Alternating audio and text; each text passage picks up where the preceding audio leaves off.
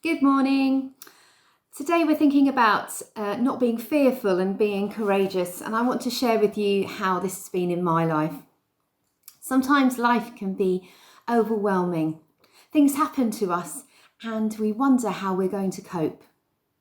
I was brought up in a loving Christian family. My parents were always helping someone and very involved in church.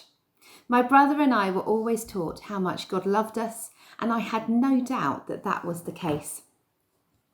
At the age of 6, my wonderful dad was diagnosed with a brain tumour. My parents were told that it was inoperable and that he had between 2 months and 2 years to live.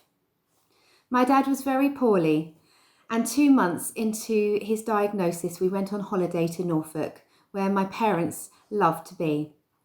And on that holiday, my dad took a turn for the worse and tragically died.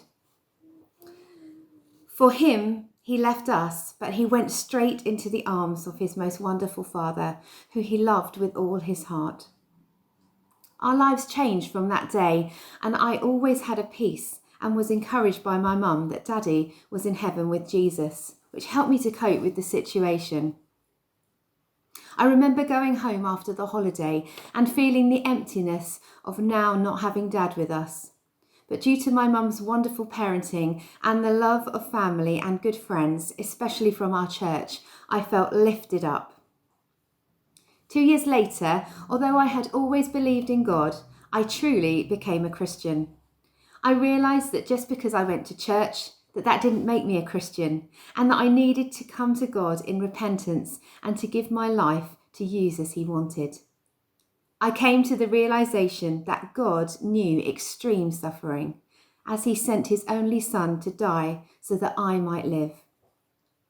I knew that if I truly gave my life to Jesus, that I too would one day spend eternity in heaven, just like my dad. At the age of 10, my mum met my stepdad, Colin. They met at a wedding. He was a Christian and had lost his wife through cancer. Colin was always very kind and caring to me, and I once again felt the love of an earthly father. At the age of 14, I was baptised by full immersion. I wanted the world to know that I loved Jesus. At the age of 16, we moved house. As a family, we had plans and dreams as to what the next part of our life would involve. We lived very near to the church where my parents went to. I was going to another church until then. And only a few days after moving, Colin had a massive stroke and within 2 days died suddenly. Life suddenly stopped, and I felt like the life had been sucked from me. I could hardly believe that only 10 years on that this had happened to us again. For the first time, I felt angry with God and wondered what He was doing. I remembered my mum challenging me and saying that God knew what He was doing, even if we couldn't understand it. I knew she was right, but it's not always easy when you're in the middle of something really difficult. My mum was really brave, and although I knew she was devastated, she trusted in God 100%. Once again, we were blessed with wonderful friends, and our family and God really took care of us. What felt like a mammoth wave ready to take us under somehow didn't drown us. As the years went on, I can truly say that God was still my loving Father. I know He has blessed us in so many ways. He has provided all our needs and been the constant peace in life's storms.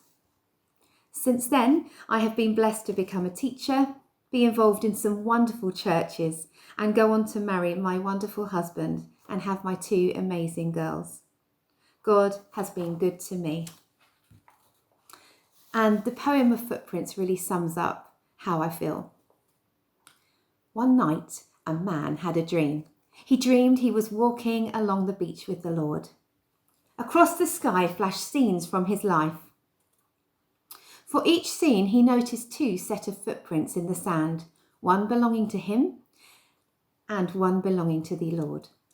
When the last scene of his life flashed before him, he looked back at the footprints in the sand.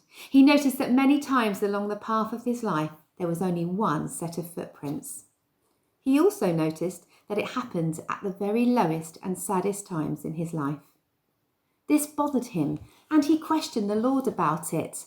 Lord, you said that once I decided to follow you, you'd walk with me all the way.